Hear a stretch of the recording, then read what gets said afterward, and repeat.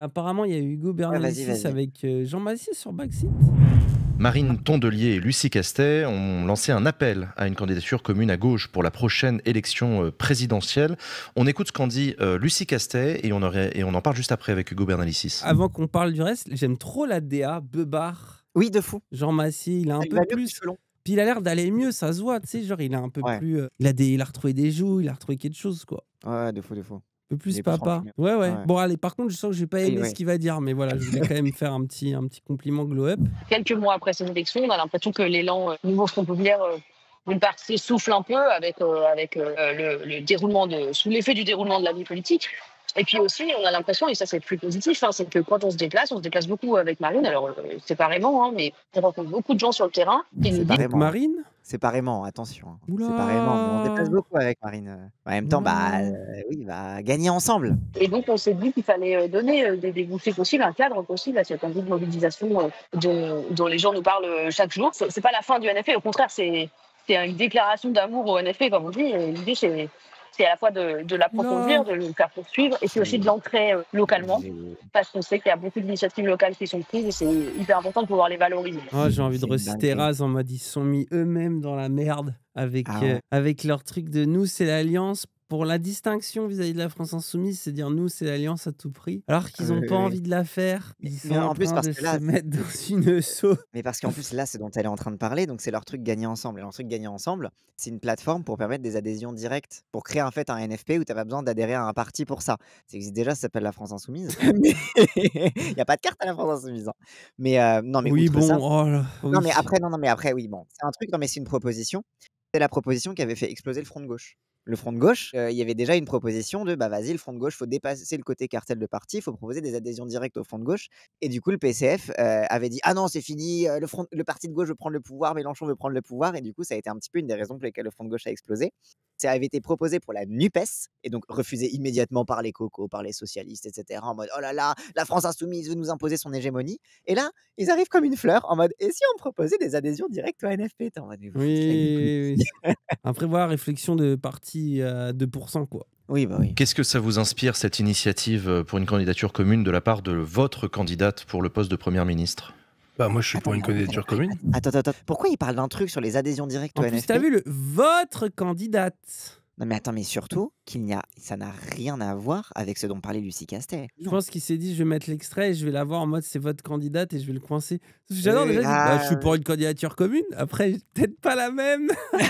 Après, ça, c'est la force des petits malins de la France Insoumise qui font que dire bien sûr qu'on veut une candidature commune. Si vous voulez tous vous mettre derrière Mélenchon, on est d'accord. On est grave d'accord. Moi je suis pour une candidature commune.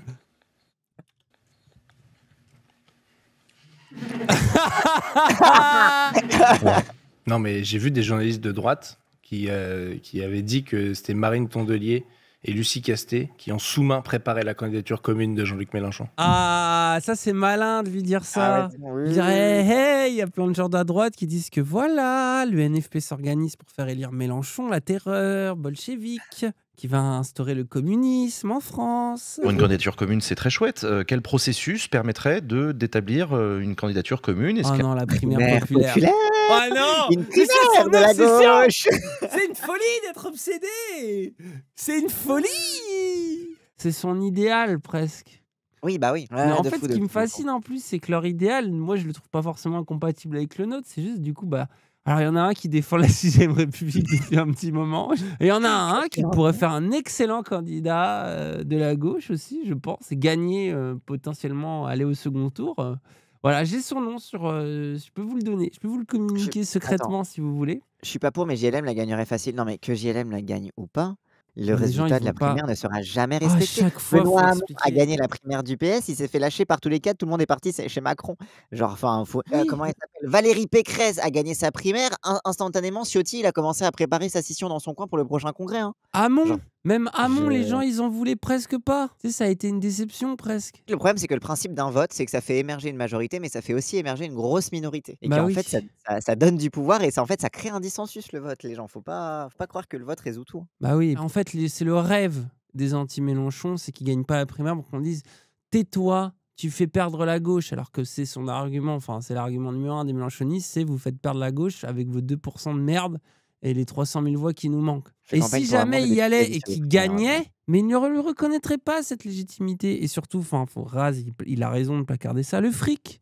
Le fric. Mmh. Chaque voix qui marche pendant les présidentielles, ça rapporte de l'argent. Et Et cet ouais. argent-là, ils peuvent pas s'en passer. Les partis en ont besoin. Comment ils vont payer leur permanence? Comment ils vont payer leurs militants? Comment ils vont faire en fait sans ça? Un processus de primaire pourrait avoir l'aval. Ouais, je sais, ça n'a jamais Bah, été votre truc, c'est pour ça que vous. Non, mais au-delà de mon truc, je veux dire, c'est pas le truc des gens non plus, hein, parce que on va pas refaire Ça tous les dépend quel est. candidats qui ont été désignés par des primaires dans le passé à droite et à gauche et là où ils en sont arrivés après. Hollande. François Parce que- Hollande, président de la République, par Ouais. exemple. Ouais, c'est le seul contre-exemple, quoi. Bah ouais, mais enfin, excuse-moi. Fillon c'était aurait pas mal. gagné sur les Après, affaires. il y avait 3 millions de votants. Hein. La primaire, c'est elle était vraiment- stratosphérique. Oula. Attends, mais. Attends. Son argument. Waouh. Hollande, ça a marché. Ouais, Taubira, Pécresse, Hamon. C'est vraiment les nostalgiques d'Hollande, quoi. Oh, la période de la gauche de gouvernement, où en fait, on était tous au pouvoir. Mais en fait, entre-temps, la vie politique. Voilà, le football, il a changé depuis, en fait.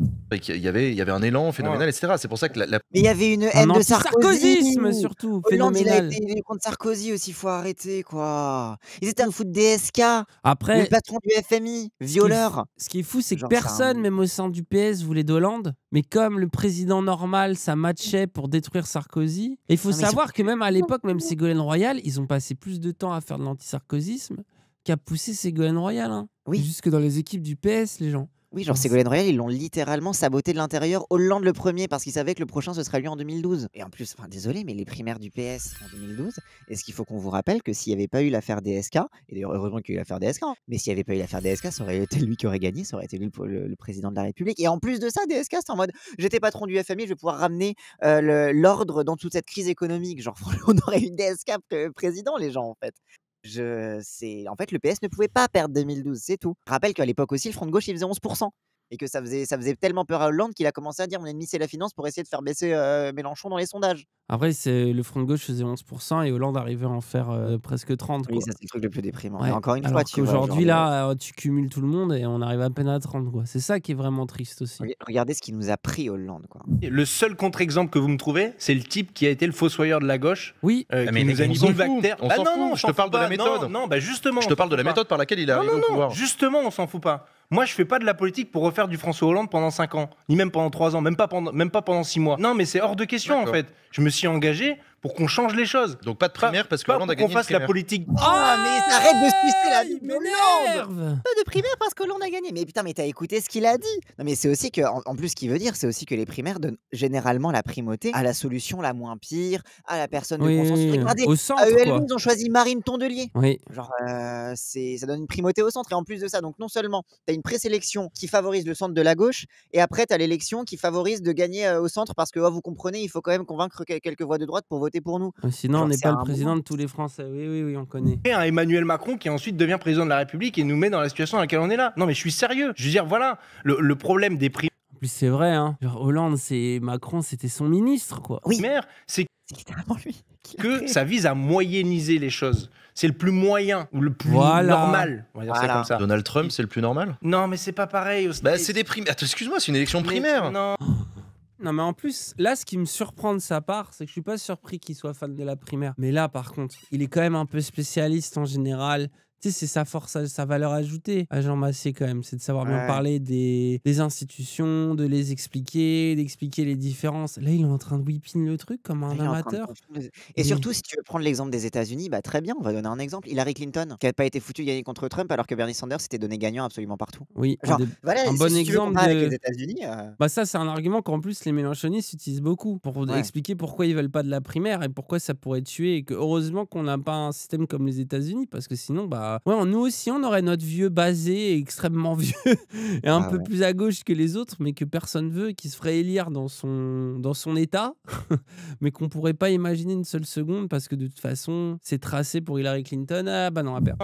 C'est le plus radical qui François a Fillon, gagné. c'est pas le plus normal de la droite non plus. hein. François Fillon, pareil, ouais. Non, mais C'est le cœur Non, de l'électorat François qui Fillon. vote dans les primaires. ça dépend. Non, Ah mais François Fillon en qui a- plus c'était autre chose justement, il François s'appuie. Fillon. Et la stratégie de Fillon, ça a été de jouer justement, de faire campagne auprès des gens les plus, on va dire, traditionnels des militants LR et de jouer un maximum là-dessus. Et comme Juppé, c'était justement presque gagné d'avance. Et justement, Fillon qui pourrait être un contre-exemple de tiens, le Mélenchon peut gagner. Alors, ce serait une analyse extrêmement bizarre et absurde qui n'a rien à voir. Mais bon, en imaginant, allez, tu vois, en disant que Fillon, à ce moment-là, c'était le Mélenchon de la primaire de la droite, pas vraiment, mais vas-y, allons-y. Bah, en fait, là où ça marche pas, c'est qu'il a perdu.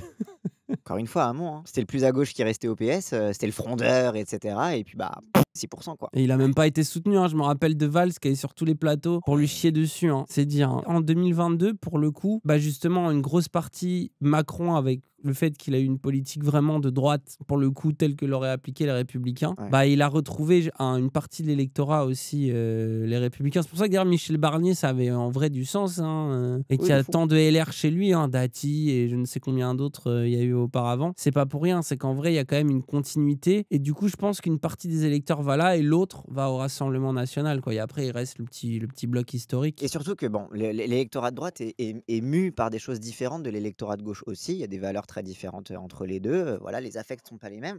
Mais je pense que l'électorat de droite aussi était un petit peu lassé de l'UMPS aussi. Hein. T'avais une lassitude à gauche, mais t'avais aussi une lassitude à droite en vrai. Hein. Bah oui, bien sûr. Tu veux continuer avec la même méthode? La même méthode. Qui a perdu jusqu'à présent. En fait, Jean-Luc Mélenchon a progressé d'élection en élection. La prochaine, au départ, c'était à 600 000 voix près, et là, c'était à 400 000 voix près. Ouais, mais donc la prochaine, c'est à 200 000 voix près. Pourquoi pas, hein. Pourquoi pas. C'est déjà pas mal, hein. Je sais pas. J'espère que la courbe sera... Et Marine Le Pen progresse un peu plus vite aussi. Non, mais bien sûr, il y a une course de vitesse avec Marine Le Pen. Mais ce qu'on a montré aussi, c'est que la radicalité du programme qu'on porte, il est de nature à mobiliser des secteurs de la société qui ne se mobilisaient pas ou plus et qui reviennent dans la bataille électorale et qui sont de nature à gagner les élections. C'est ça qu'on est en train de dire. Marine Le Pen, elle gagne plus auprès, tu sais, le famoso vote ouvrier, etc.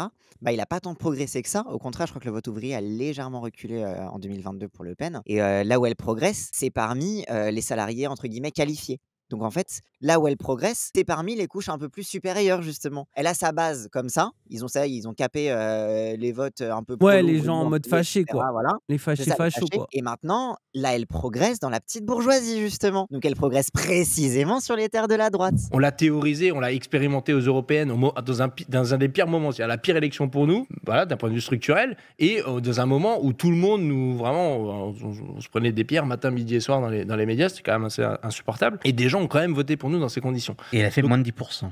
10%. Un peu moins de 10%. Ouais. Hein? C'est bien. Oui, mais c'est limité. Non, mais allez-y, faites candidat insoumis aux européennes, je vous regarde. Oui, non, mais après, à la limite, oui, vas-y, on n'a pas fait 10%. Mais surtout, oui, ça a progressé. Avant, on en avait fait 6. Oui, bah oui. D'ailleurs, les Amonis, ils se foutaient de notre gueule. Ils disaient vous êtes foutus de notre gueule avec le 6%, maintenant c'est votre tour. D'ailleurs, qui c'est qui n'a pas voulu faire l'union de la gauche sur les élections européennes? Oui, c'est les Verts. Et du coup, ils se sont fait baiser, ils se sont fait siphonner leur électorat par Glucksmann et le PS. Gaza, le terrorisme. Ah oui, c'est vrai qu'il y avait ça. Oui, rappelez-vous quand même, parce que là, ça y est, là, ils commencent tous à nous dire qu'il y a un génocide, c'est vrai. Et qu'il faut, en vrai, amnistie. Rappelez-vous que...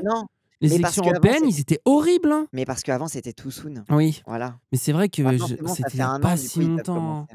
Après, on s'est allié avec eux. Hein. Vraiment, on s'est allié avec eux, rappelle. Hein. Ouais. Alors que ces gens-là étaient en mode, il n'y a pas de génocide.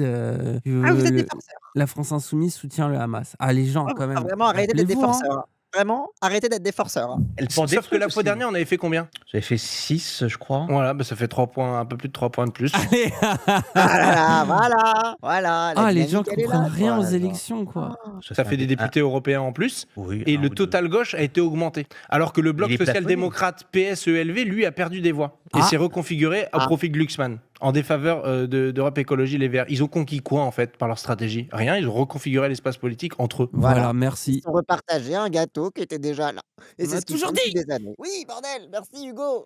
Le Backseat, c'est une émission politique, genre. C'est censé le savoir, ça. C'est ça que je trouve fascinant. Mais oui, mais en fait, parce que eux, ils sont vraiment dans un truc de... Vous n'avez pas encore prouvé que vous pouviez devenir président. Oui, bravo Sherlock. Du coup, ça n'arrivera jamais. En fait, c'est vraiment un truc, ils ont un rapport, je pense... Enfin, j'ai pas envie de dire de confort, tu vois, mais ils sont en mode... faites vos preuves, mais les faites pas. Tu vois, j'ai l'impression que pour eux, il n'y a que le court terme qui existe. Genre, là, on pourrait potentiellement prendre un ministère de merde et voter une loi vite fait sociale et perdre tout le reste et perdre pour les 15 ans après à venir. Mais du coup, faut y aller. Par contre, l'hypothèse qu'en vrai, on progresse à chaque fois et qu'il y a de plus en plus à la fois chez les électeurs et dans la population une demande pour un programme de rupture et que ça va prendre du temps et que voilà, tu ne trouves pas du jour au lendemain l'énergie militante, tu ne convaincs pas tout le monde à chaque fois que c'est d'élection en élection, qu'il faut créer des députés, des médias, des associations, des intellectuels qui s'emparent du sujet, que l'histoire avance et progresse. Là, ça, c'est plus possible de réfléchir à ça. C'est ça qui m'a toujours fasciné aussi dans leur posture. Moi, par contre, je dis on attend, on limite la casse. Moi, je ne souscris pas au truc dont on ne peut pas attendre. Ça fait combien de temps qu'il est élu, Macron, là, en 2024, 2017? Bon, voilà. Ça fait des années qu'on attend, ça fait des années que tout empire, ça fait des années qu'on essaie de bloquer au maximum et qu'on a de plus en plus le pouvoir de bloquer. Bah, on continue de bloquer et de limiter la casse jusqu'à ce que les conditions soient réunies parce qu'on est en train de les créer, en fait. Mais ça rejoint à ce qu'on disait sur le court terme, tu vois, c'est qu'il y a aussi une fétichisation de l'urgence un petit peu, quoi. Ouais. Oui, j'ai l'impression qu'ils pensent que comme ça, mais parce que dans leur monde social, j'ai l'impression qu'ils se prennent enfin la crise dans la tête. Mais parce que ça y est, ça les concerne un peu, faut dire. Ils peuvent perdre leur porte de ministre plus vite que prévu, ils peuvent perdre leur poste de député plus vite que prévu. Du coup, peut-être que ça les angoisse, en fait. Ça y est, enfin. Mais tu vois, c'est comme Marine Tondelier, elle famoso Madame Pétoche. Du coup, on flippe et du coup, on va absolument agir tout de suite, quoi. Non, calmez-vous. On a conquis quoi, nous? Des nouvelles personnes qu'on a permis de faire en sorte qu'ils votent dans les urnes. Pourquoi d'ailleurs ils sont un certain nombre à flipper pour les municipales, dans plein d'endroits? Parce qu'ils savent que si dans des scrutins difficiles, on a réussi à remobiliser les quartiers populaires, alors on pourra le refaire en municipal. Et que ça pourra basculer dans plein d'endroits. Donc... Et là, en plus, ça, c'était tellement l'argument des gens Massier, ils sont nuls, ils n'ont pas d'ancrage local. Et on voit aussi tout ce que ça a créé. C'est-à-dire justement la chier de contenu, comme nous, par exemple, qu'on est issus de ça. Mais que ce soit aussi de réflexion dans le monde intellectuel, de gens qui se sont remis à voter, qui se sont remis à parler de politique, ont retrouvé de l'espoir de comment on a pu sortir de l'image que la gauche égale PS. Rien que cette victoire culturelle permet de penser une gauche de rupture. Peut-être demain sur la France Insoumise, ça se trouve, la France Insoumise ne va être qu'une succès de on monte et ne va jamais être au pouvoir dans cette forme-là. Après, oui, ça fait mal. On est en mode, il y a une urgence climatique, il y a des urgences institutionnelles et tout. Mais vaut mieux ça que rien. Vaut mieux ça que dire, on va tenter une primaire et peut-être que cette fois, notre candidat sera suffisamment cool pour gagner. Vous voyez bien que là, il y a un truc qui est hors du temps, qui marche pas. Et d'autant que, je veux revenir sur le truc de l'ancrage local, là, le truc de toute façon, la France Insoumise n'a pas d'ancrage local et tout. Une des raisons aussi pour lesquelles le reste de la gauche commence à flipper, c'est que, rappelle, les sénatoriales, on n'en a pas beaucoup entendu parler parce que c'est pas une élection directe. C'est des grands électeurs, c'est les élus locaux qui votent pour les sénateurs. Et en fait, à ce moment-là, du coup, les autres, ils n'ont pas voulu faire l'union avec nous alors qu'on demandait juste un sénateur, tu vois. Et du coup, en échange, on a présenté des gens en face de tout le monde. On a dit, voilà, on se présente partout. Et ils se sont rendus compte que, en fait, il y avait des grands électeurs qui votaient pour nous, tu vois. Et donc, c'est pour ça aussi que les municipales, ça commence à leur faire flipper. C'est qu'en fait, c'est pas qu'ils disent que la France Insoumise n'a pas d'ancrage local, parce que sinon, ils auraient pas peur. Non, c'est qu'ils se rendent compte que la France Insoumise commence à avoir un ancrage local et pendant toutes les législatives. Des militants tarés aussi. Bah ouais. Le problème, c'est l'armée de zinzin soumis fous du bus. Je vois ce que c'est, on a invité Ruffin. Une seconde, on a eu 2000 insultes. Je vois ce que c'est, les zinzins soumis. Ils existent. On voit encore ce que ça fait. Moi, je veux bien qu'on fasse semblant de ne pas le voir, mais il y a les éléments aujourd'hui, tous les ingrédients pour rappeler que oui, nous avons une position dominante au sein de la gauche, oui, nous avons la légitimité de porter une candidature commune, et en plus, nous, on a fait la démonstration qu'on était loyal, d'accord ? Dans l'attribution des sièges, à la fois dès le départ, au moment de la NUPES, si on avait fait une règle de 3 proportionnelle au score de la présidentielle, il n'y aurait pas eu d'accord. Donc c'est nous qui avons... on va faire la règle de 3. Si on avait fait correctement, vous n'auriez eu aucun siège. C'est vrai que normalement, il y aurait eu 2% pour le PS. Céder tout un tas de circonscriptions pour permettre l'accord électoral. C'est un compromis. Oui, on l'a fait. Vous aviez aussi besoin que les autres tirent leurs candidats dans les autres circonscriptions. Non, il y a deux scénarios. Tu peux pas en fait, le plaisir de la France Insoumise, c'est de dire on l'a fait. Et ils l'ont fait pour pouvoir dire on l'a fait, mais ils sont quand même pas écoutés. Donc bon, peut-être qu'il fallait pas le faire du coup. Ça. Non.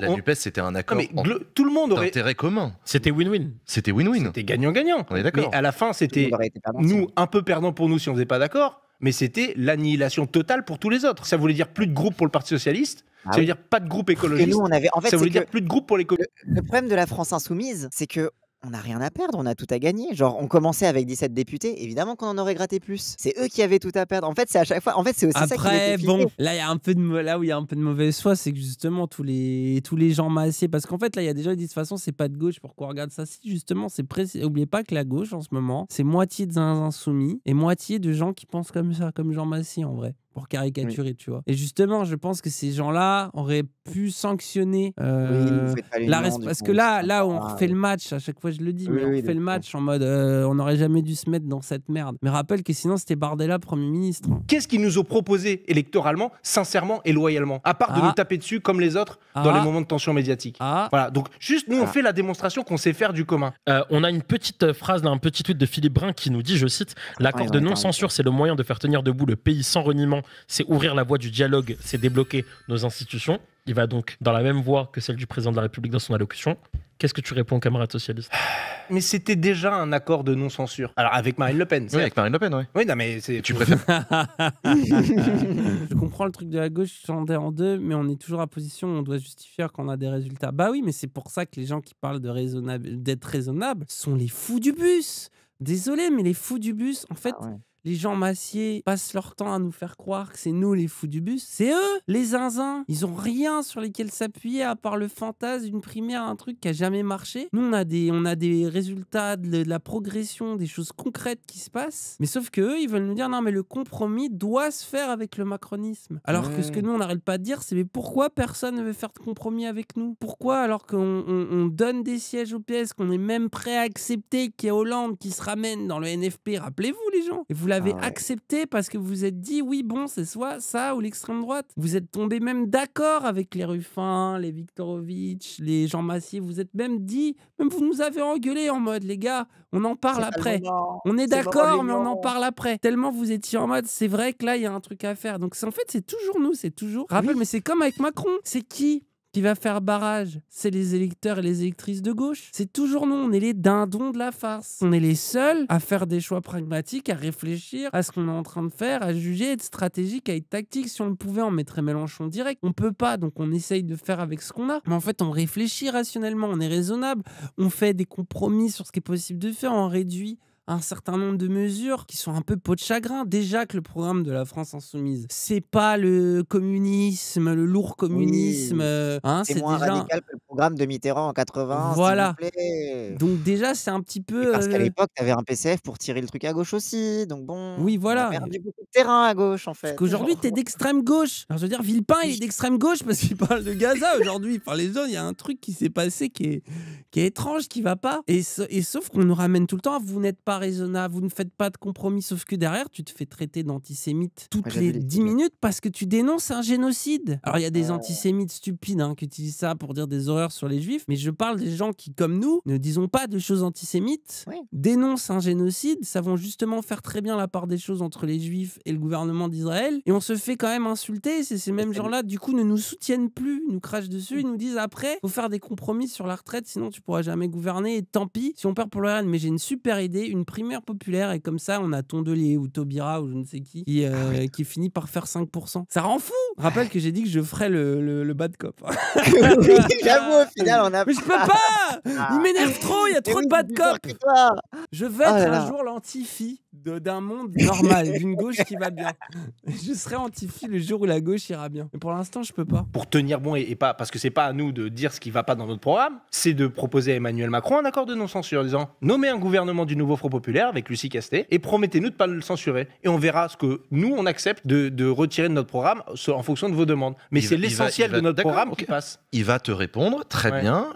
Éventuellement, on peut ne pas vous censurer à condition que vous mainteniez le déficit à 3%, que vous n'augmentiez pas les impôts et que vous touchiez pas trop et que, évidemment, vous abrogez pas la réforme des retraites et vous touchez pas trop à tout ce qu'on a mis en place depuis 7 ans. C'est dans ce cas, c'est pas le programme. Donc. Mais dans ce cas, c'est pas le parce que le déficit, ok, très bien, on a qu'à taxer les riches, on l'a montré pendant le budget. Mais sinon, dans ce cas, c'est pas le programme. Le programme, c'est l'abrogation de la réforme des retraites, en fait. Donc, ça veut dire que tu es d'accord, Jean Massier, que le verrou, c'est Macron. Et qu'on a raison d'appeler à sa démission, mais entre-temps, de ne pas vouloir se mêler à lui. Et que le problème, c'est pas le parti, c'est les idées politiques. C'est ça, le problème, c'est pas Mélenchon, c'est le programme. C'est pour ça qu'on se méfie du PS et qu'ils sont de gauche, mais en fait, dès qu'ils peuvent devenir ministres, ils le sont plus. En fait, on dirait Mélenchon peut être président, mais à condition qu'il applique le programme du Rassemblement National. final. Oui, ils ont vraiment une vision de casting de la politique, quoi. Tu es en mode, mais on s'en fout là. OK, d'accord, on adore Mélenchon, c'est notre réfé suprême, etc.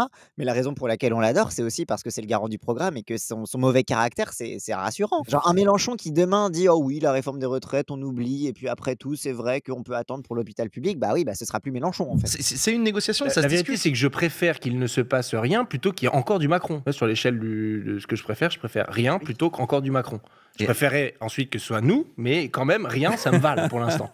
Parce que... Merci, en fait. C'est un peu apaisant, finalement. Moi, je suis d'accord. Arrêtez de croire que c'est l'urgence. Ah mais oui. Bah, vaut mieux match nul que défaite. Dans Bah les oui. jeux vidéo, ça marche. Alors pourquoi pas dans la vraie vie? Et autant de gauche que possible, c'est pas préférable à rien du tout? Mais encore une fois, je veux bien, mais juste la mise de départ, ça doit être celle-là. Ça doit être celle du NFP. Pourquoi on vient nous-mêmes intégrer, intérioriser qu'on doit s'amputer d'une jambe ou d'un bras pour leur faire plaisir? Bah, non, mais la vache. Mais non, mais c'est une culture du compromis. C'est pas baisser son froc que de se mettre d'accord Oui, mais en disant OK, on est c'est pas d'accord ça. à C'est essayer. quand tu fais un compromis. Alors du coup, pourquoi Macron ne fait pas de Et en fait, compromis? oui, c'est C'est ça, ça un que moi, compromis, ça doit je suis être d'accord. la partie con de compromis, ça veut dire ensemble. L'autre aussi La doit faire un. partie con. Non mais Bah oui, Con. mais t'as la partie Oui. con de compromis, t'as dit. Hein. Et la partie ment de gouvernement, c'est qu'ils mentent. La force de ce que voulait faire Mélenchon avec le NFP, c'était aussi le truc de dire si on change la vie des Français là tout de suite, après les législatives, et qu'ils voient que leur SMIC il augmente, qu'ils voient que ça va un peu mieux, que la retraite ils vont se remettre à espérer d'une politique de gauche. Et du coup, derrière, ils vont nous donner. Dans ce sens-là, ça peut un peu marcher.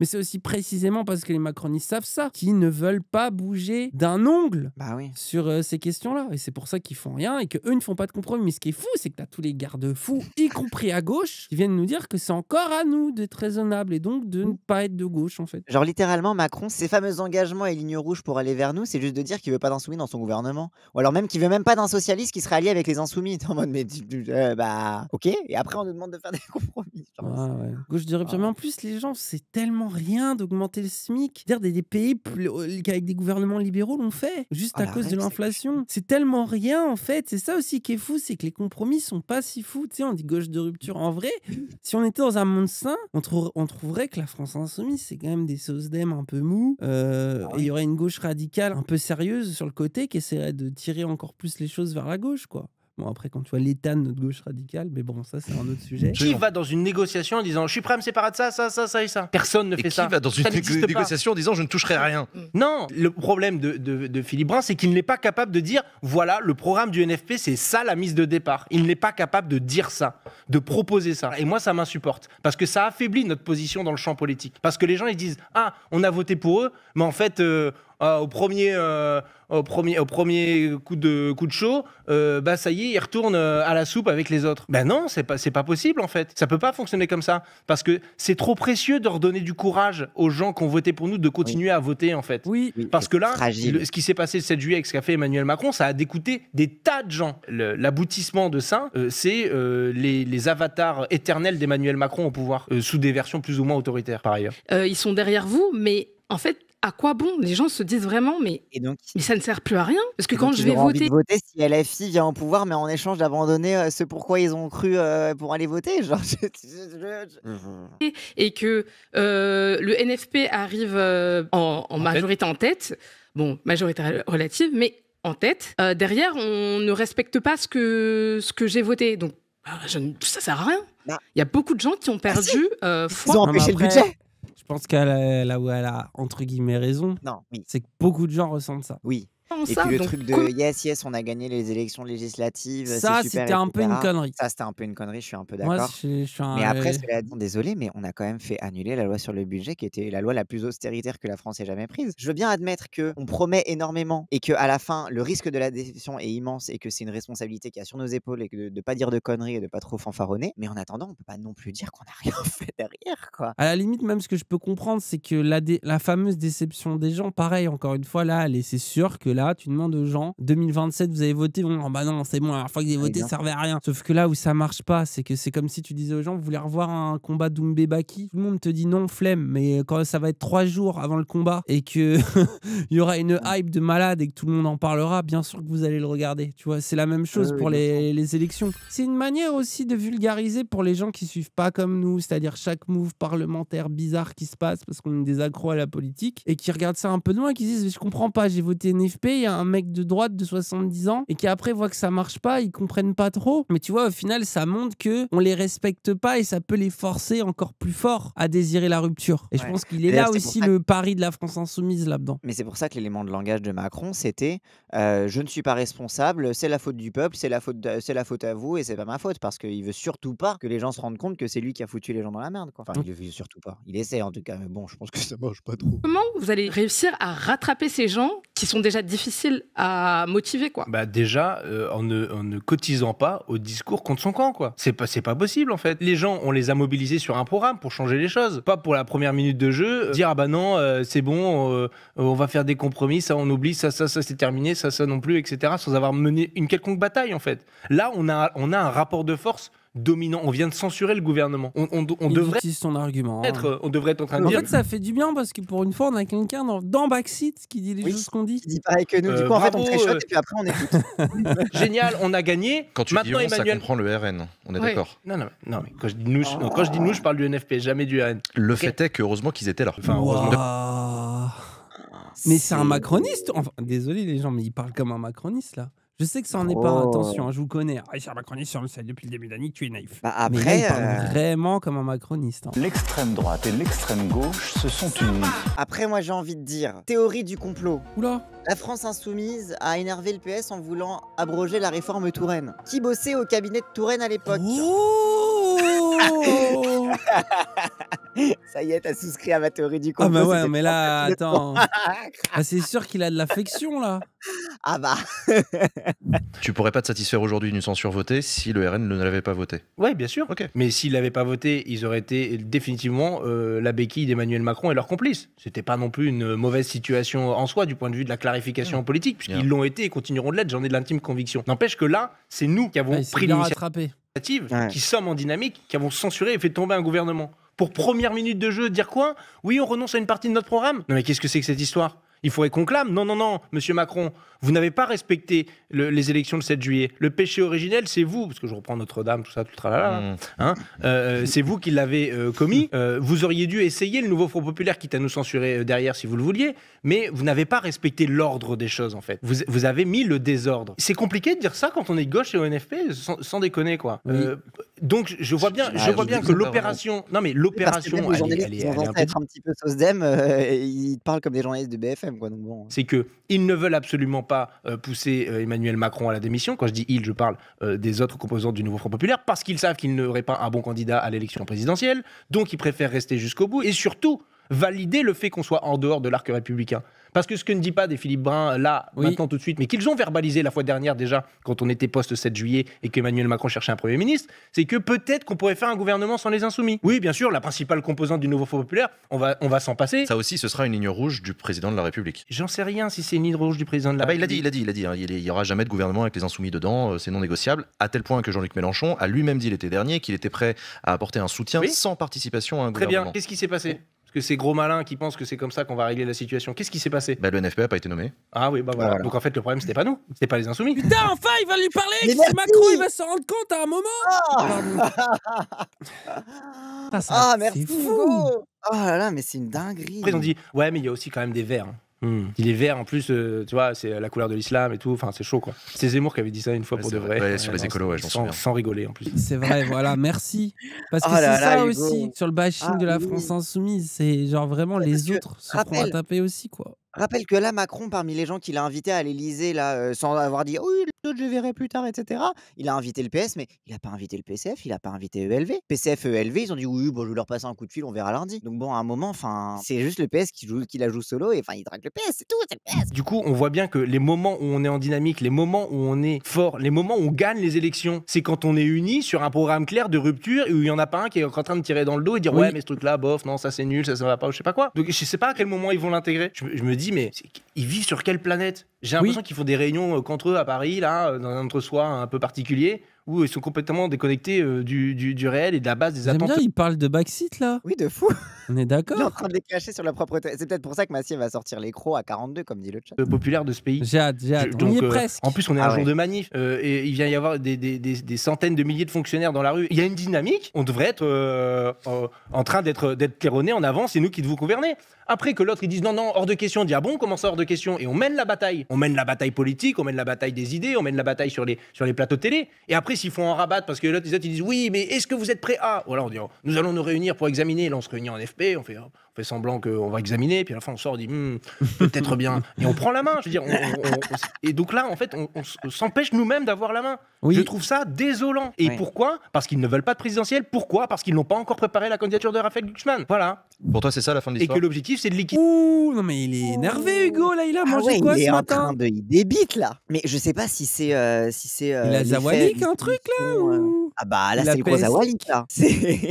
Mais surtout là, je sais pas si c'est depuis la dissolution, mais ils sont on fire les insoumis à la télé. Là, ça y est, c'est devenu des snipers là. Comme Bompard aussi, il a glow up de fou. Liquider Jean-Luc Mélenchon, et pas juste Jean-Luc Mélenchon en fait, le programme de rupture de la France insoumise, parce que non, c'est trop quand même, c'est trop. Sachant que si vous faites une comparaison avec le programme de 81 de François Mitterrand dont le mot a été évoqué tout à l'heure, franchement, l'extrême gauche, et pour tout ce c'est qu'on dit, tout c'est il y a même plus rien, il y a plus rien à réact. C'est une vidéo d'Annie Eras.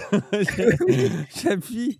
Mais à backseat, du coup, je suis heureux un peu. Oui. Une question que je me pose, que je me suis posée à l'été et que du coup je me suis posée aussi au moment de ces derniers jours, c'est quelle est la nature des discussions, pas sur les plateaux mais au sein du Parlement, parce que vous y êtes, entre les gens du NFP et les gens, alors je n'imagine pas trop les LR, mais Bloc Central, en tout cas les macronistes. Parce que finalement, il y avait des discussions de lignes rouges affichées, mais à un moment donné, est-ce que les gens du NFP sont fait... Est-ce que vous arrivez à discuter avec eux? Des propositions littéralement d'aller dire si en fait vous nous censurez pas, ça peut marcher et on discute. Est-ce que les gens sont venus vous voir? Fatigue, hein. Et ça marche aussi pour les sujets d'une censure, parce que on vit dans quel monde? Enfin, je sais pas. En tout cas, il a un t-shirt Valérie Pécresse en mode ironie et ça m'énerve. Mais vraiment, ça m'énerve très fort. Mais bon, c'est pas. Michel Barnier ne voulait pas vous parler. Mais est-ce que au sein du groupe de Attal, parce que mine de rien, ils sont censés avoir un budget gentil sur le plan social, est-ce qu'il y a eu des discussions? Est-ce que la porte existe? Alors je me dis peut-être éventuellement chez LFI c'est un poil plus compliqué. Il le lait. Oui, déjà le gars commence. Alors c'est une question. Je me la suis posée cet été, puis je me j'y ai repensé hier aux toilettes, et ensuite j'ai aussi pensé à tout à l'heure dans la rue pendant 12 minutes. Et après, bon, à un moment donné, je me suis posé la question, est-ce que je prends le Sodebo jambon beurre ou est-ce que je prends celui avec les cornichons? Et après, du coup, j'y ai réfléchi. Enfin, vraiment, déjà, la question, elle démarre comme ça, alors qu'elle est super longue. Que avec les gens du PS, mais est-ce qu'il y a une discussion de couloir? Je veux pas enfreindre quelconque secret. Sur le... Oui, c'est fou. Tout le monde regarde dans le vide. Mais c'est quoi la discussion? Est-ce que ça se parle? Hugo Benalicis. En fait, non, les macronistes ne sont pas venus nous faire des propositions à nous, France Insoumise, déjà en général et en particulier sur le budget. Mais même avec les socialistes, ils ne font pas de propositions. C'est dire leur niveau de sectarisme à eux, aux macronistes. Ça, c'est le premier point, je l'ai dit tout à l'heure, et c'est vraiment important. C'est-à-dire qu'en plus, ils sont sectaires et pas là. Ça, c'est un bon argument en plus pour les gens Massier, je trouve. Même avec le PS, ils veulent pas négocier. C'est vous dire s'ils sont fermés. Emmanuel Macron, c'est un monde parallèle, là, sa prise de parole de ce soir, en réalité. Moi, ce que je vois hier, c'est des collègues macronistes à la buvette, pas très nombreux, et puis avec la mine des journées de deuil, quoi. Alors moi, je les vanne des fois en leur disant bon, alors, du coup, là, Barnier est tombé... tu vas rentrer au gouvernement le prochain? Et ils sont là en mode non mais Hugo, t'es sérieux? Bah je dis non. mais vas-y réponds quand même. Non mais hors de question. Il aime bien la buvette Hugo. Ah ouais, vous pensez? Mais c'est l'endroit où ils se croisent, je pense. Très important de la santé. Oui. C'est pas n'importe quel macroniste avec qui j'ai parlé en l'occurrence. C'est des gens qui pourraient potentiellement être dans le prochain gouvernement, mais eux-mêmes n'y croient plus. Tout ça, voilà. Donc à la fin, la seule discussion qu'il y a eu politique en tant que telle, c'est la discussion parlementaire, c'est-à-dire sur la base des amendements. Et oui, il y a eu des bougées, mais pas des bougées du groupe EPR, des bougées par exemple du groupe Modem, avec Jean-Paul Mattei, l'ancien président du groupe, qui a convergé avec nous pour augmenter un certain nombre de taxes sur les grandes entreprises, sur les très riches, etc. Et qui a permis que ces amendements soient adoptés. Pourquoi est-ce que les Modem vous ont... Enfin, pourquoi est-ce qu'ils restent finalement? Parce qu'ils ont avalé beaucoup de couleuvres. Qu'est-ce que vous sentez du fait qu'à un moment donné, ils cassent pas avec Macron? Mais c'est le problème de la 5e République, le fait majoritaire, la puissance du président de la République, ce que ça implique, les investitures des partis, etc. C'est pour ça qu'il faut changer le système. Enfin, je veux dire, et on le dit pas parce qu'aujourd'hui, il y a la situation politique qui est dramatique. On le dit depuis toujours. Moi, j'ai quand même l'impression que ce qu'on raconte sur le fond, le programme politique qu'on porte, il est adapté à la situation. Il est, d'une certaine manière, raisonnable, parfois trop à mon goût, mais bon, c'est comme ça. Et que je ne comprends pas, du coup, à quel moment les socialistes, les écologistes et une partie des communistes vont se dire, eh ben, on va en rabattre là-dessus, alors que c'est ça qui faisait notre force. La situation est sidérante parce que, pour le coup, le travail parlementaire, c'est un travail de compromis permanent. C'est comme ça que ça fonctionne. Et puis, on voit quelles sont les majorités à certains moments du texte, et puis après, ça passe ou ça passe pas. C'est le moment où il a fait oui. C'est compromis. Mon mot préféré, c'est compromis. Mais en fait, je pense que c'est le premier mot qu'il a dit, Jean Massier. Tu sais, quand t'es bébé, que t'as un premier mot, il y en a, c'est papa, maman. Lui, c'est compromis. Ces gens, les macronistes particulièrement, sont la négation du parlementarisme. Enfin, vraiment, ils l'ont montré déjà par leur arrogance quand ils étaient ultra-majoritaires. Vraiment, c'était une chambre d'enregistrement, tout ce qu'il y a de plus lamentable. Et maintenant qu'ils ne sont plus majoritaires, ils ne jouent plus le jeu du parlementarisme. Enfin, j'ai été rapporteur, dans le cadre d'une niche parlementaire, d'une journée d'obstruction des macronistes. Il y a une semaine. Il y a une semaine. Alors que l'obstruction, c'est mal. C'est pas bien. Ouais, c'est un peu ironique comme situation. Non, mais la France Insoumise se fait obstruer. Mais moi, je leur ça disais, manque pas de je leur disais quoi dans les couloirs à la buvette? Je peux vous donner des tips. Mais attends, sérieux, Jean-Massier? Parce que vous faites tout le temps de l'obstruction parlementaire. Voilà. Sauf qu'en fait, sur une niche parlementaire, c'est pas pareil, en fait. Le principe d'une niche, c'est que tu laisses l'opposition parler. Il n'y a jamais eu d'obstruction comme ça dans une niche parlementaire. Dès qu'il y a une niche parlementaire où vraiment c'est le moment, c'est les petites miettes que tu donnes à l'opposition pour qu'elle dépose des lois qui de toute façon vont pas passer parce que l'opposition est minoritaire, bah du coup là ça veut dire que pour les prochaines niches, bah qu'est-ce qui empêche les autres de faire de l'obstruction et du coup que le peu de miettes qu'il y a pour que l'opposition s'exprime disparaissent. Genre en vrai, Jean Massier, le mec qui observe l'Assemblée nationale tout le temps, genre il se rend pas compte de la dinguerie qui s'est passée, outre sa haine de la France insoumise. Genre c'est à un moment, faut arrêter quoi. Bref, ça m'énerve. Après bon. Non, mais les gens, je pense qu'ils détestent pas tant la fille, qu'ils détestent leur méthode et que pour lui, c'est pas comme ça qu'on fait de la politique. Je pense qu'il est plus réactionnaire sur la façon dont les institutions devraient se mener qu'il l'est sur les idées politiques, Jean Massier. On lui a appris, enseigné que c'était des compromis. Les gens, ça reste un PS. Hein. Il est en mode, pour lui, le pouvoir, ça s'exerce comme ça. Et je pense qu'il dit la France Insoumise a joué à ce jeu dangereux. Ils ouvrent la porte à Marine Le Pen et à. Tu vois, parce que là, c'est ce qu'il sous-entendait dans sa question. Je crois que c'est ça qui a l'air de le travailler, quoi. Votre obstruction, elle est vraiment nulle, quoi. Faut déposer plus. Faites pas ça bien, les gars. Mais non, ils font pas ça bien. Mais en plus, c'est vrai, ils font pas ça bien. C'est-à-dire qu'il y a. Ils débutent. Ils ont affaire des professionnels en face. Oui, mais ils sont en phase de rodage pour être définitivement dans l'opposition pour toujours, jusqu'à la fin des temps. Bon, il y a encore du boulot. Il y a encore clairement du boulot. Sauf que là, il y a comme une différence notoire entre leur obstruction et la nôtre. C'est que nous, on faisait de l'obstruction avec la légitimité du peuple français derrière, pas eux. Hein, ils font l'obstruction avec la légitimité des marchés financiers et de leur pote Macron. Voilà. Ils sont aussi élus. Oui, d'accord, mais je veux dire, c'est quand même pas la même chose. C'est pour ça que ça a été mal.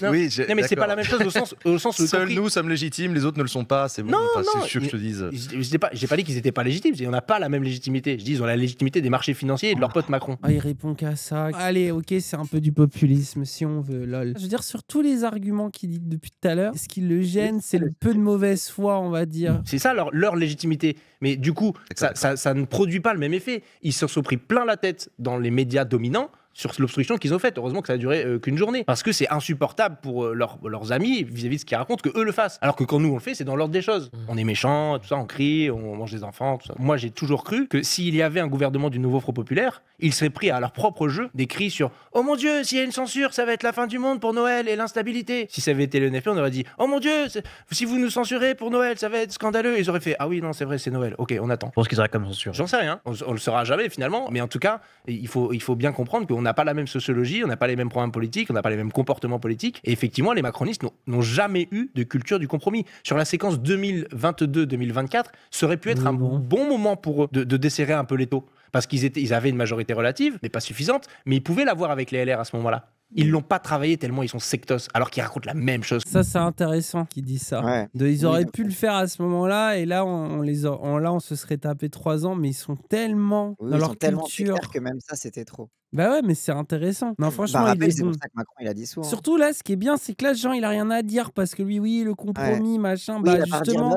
Les insoumis, c'est ironique. Les insoumis font plus d'efforts que Macron lui-même. Au final, c'est ça qu'il y a à retenir. Et même sur la loi asile-immigration, ils n'ont pas fait de compromis. Ils n'ont pas fait de compromis. Ils ont dû faire un compromis avec le Sénat, c'est-à-dire avec Bruno Retailleau qui reprenait la ligne du RN. On gardera le mot compromis en mémoire pour les prochaines semaines. Bah oui. On gardera le mot compromis. Je te dis, c'est son premier mot. Il est né, il a fait compromis. promis. C'est une folie. Merci beaucoup, En Hugo Bernalicis. un mot quand même. On gardera le mot communisme. En tout cas, il a été très très bon, très solide le Hugo. Franchement, je l'avais jamais vu si solide. Si un jour on était à Backseat, on dirait grosso modo ça, et du coup, on n'aurait pas de réponse, quoi. Donc, est-ce que c'est utile à Backseat? Non. Je pense qu'on a répondu à une double question. Promis, quoi.